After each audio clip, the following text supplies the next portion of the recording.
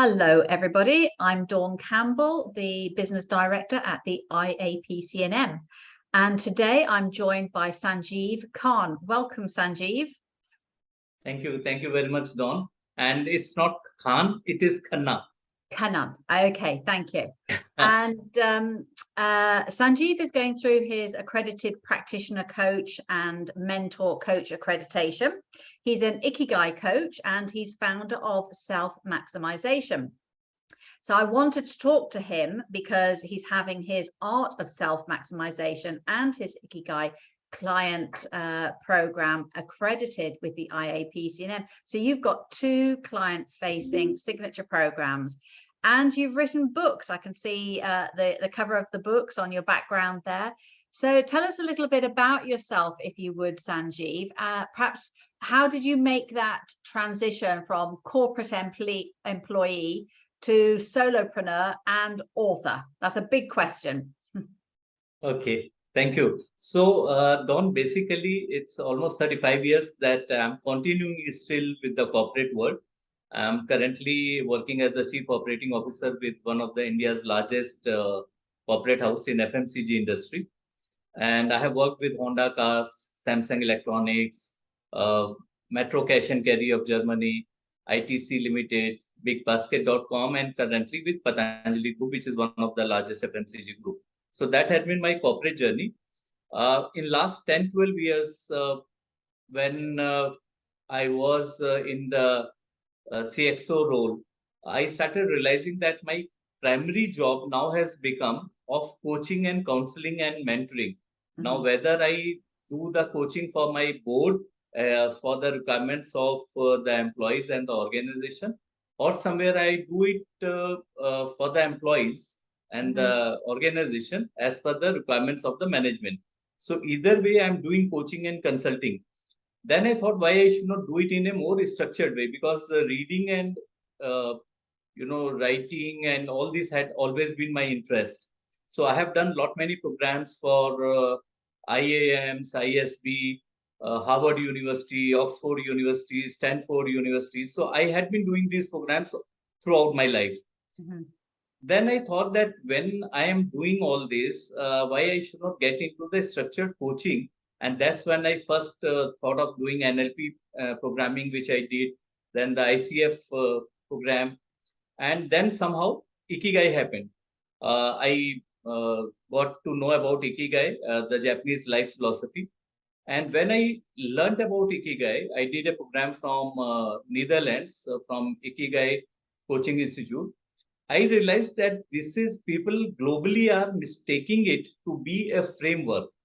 It is not a framework, it is a life philosophy. There is a Venn diagram which has been designed by an astrologer. And it is a good way of explaining Ikigai, but Ikigai is not complete in that Venn diagram. Then I wrote this book, Ikigai is Ikigai. It's not a framework, it's a life philosophy. So okay, that's the title and the subtitle, tagline. And once I started writing and doing this program, then I thought how to reach and how to correct people, because it helps in people realizing their purpose of life. Mm-hmm. And almost 90% people globally, as per the record available, are either not aware of their purpose or they are not able to live their purpose. So I thought this is an opportunity, this is a time where I can help people in knowing their purpose and live with their purpose so that they live a happy, contented life. Mm-hmm. And that's how Ikigai happened, and which was followed up by Art of Self-Maximization. So they become my two books, as well as they became my two coaching programs. Mm-hmm. So now I have formed an academy for self-maximization, for which you can see the logo. And this is what I'm going to spread globally to the best of my abilities. I'm glad you explained that about the Ikigai, because I tend to think of it as a framework for helping my clients while I'm coaching them. And I think it's a great tool for coaches to help their clients find their purpose. But you're right, it is a lifestyle, really. I hadn't really thought about it in that way. True. So it is a life philosophy. It tells you not only, how do you identify the purpose of life? It's also that how do you align the purpose of life with your reality of life? So basically, we are all in the different jobs, businesses, and different, life earning practices. But whatever we do, unless and until we realize the purpose of our life. For example, when we were young children, we used to run, we used to sing, we used to dance, but over the years, we lost all that. And that is where the purposelessness started coming in. If you see today, uh, unfortunately, depression is the biggest killer globally. It is not diabetes, it is not cancer, it is not heart attack. It is the depression. And why the depression? Depression is because somewhere we lose the focus on our purpose.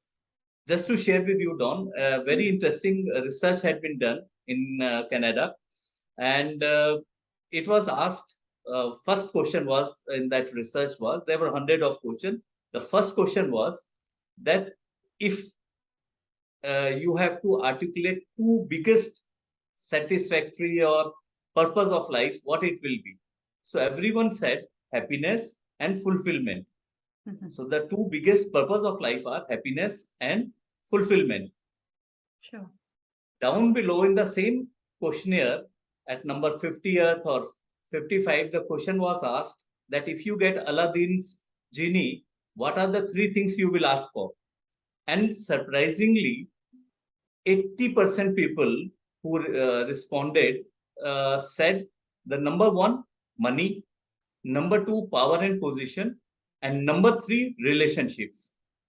Now, what you wanted was happiness and fulfillment. What you are asking for, relationship, power and position, and money. So what has happened? This theory is called medium maximization. So you made medium. These were all the mediums to attain that happiness and that fulfillment. But you lost the focus in your journey, and you started focusing on money, power, position, relationship. These are all critical, but these are all the tools. These are the various milestones of journey. But this is not the destination in itself. The destination remains happiness. Destination remains fulfillment. Because if you have money and still you don't have happiness, what do? And there are people who are not having money or power or position, but they are still very happy in their life. So that's how it is. Yeah. Oh, that's fantastic. And why I'm particularly excited about you going through the accreditation process is because I've worked with the Ikigai model. Although I'll think about it in a different way now. I'll think about it as a lifelong purpose as opposed to just a framework, is that you're going to be offering it as a tool to other coaches like me that can add this very useful, powerful tool to their existing toolkit. And that's the program that you're having accredited. So you'll be able to go out there to coaches and say, hey guys, I've got an accredited program for coaches that is teaching this method. So that's very exciting. So tell us a little bit more about the course, if you would. When is your next intake? How long does it last? Just a little bit of information. I believe it's online as well, isn't it? Yes, these programs are online as well as physically we conduct these programs. So when we conduct it physically, it is a 2-day program, 8 hours, 2 days. So that is 16 hours. But if it is online, then it takes 24 hours. So it is a little bigger in the online version. Basically, we offer two things. One is, of course, the coaching to corporates, coaching to individuals, coaching to institutes. For institute, we have a program for career selection and career decisions, which is for 13 to 30 year of age bracket. Then we have one program for the regular edition, which is for basically to build a career and build a happy and fulfilling life. Then there is a legend edition. That legend edition is for people in the 50 plus age bracket, where they want to do some, they have been there, done that, achieved that, they have completed their family responsibilities, and now they want to do something for their nation, for society, and for a bigger cause. And they also want a sense of fulfillment. So how do they get that? So one is those individual coachings. Plus, what we are trying in this academy is that we are training coaches to give them the tools and content to have a enriched program, coaching program. Because otherwise what happens, there are many coaches who are getting trained globally, but they don't know what to coach. They know how to coach, but they don't know what to coach.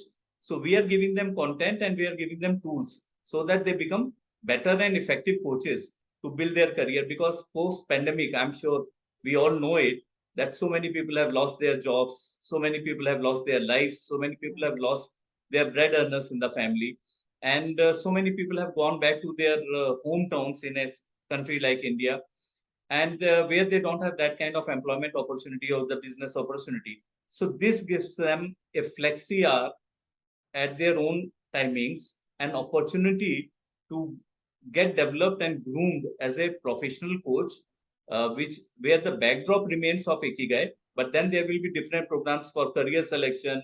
There will be program for team building and leadership for the corporates. There will be program which are for MSMEs, for the micro, small, and medium-sized enterprises. That how do they grow to the next level of being a corporate? So many organizations we all know get stuck at a particular level. So how do they move to the next level?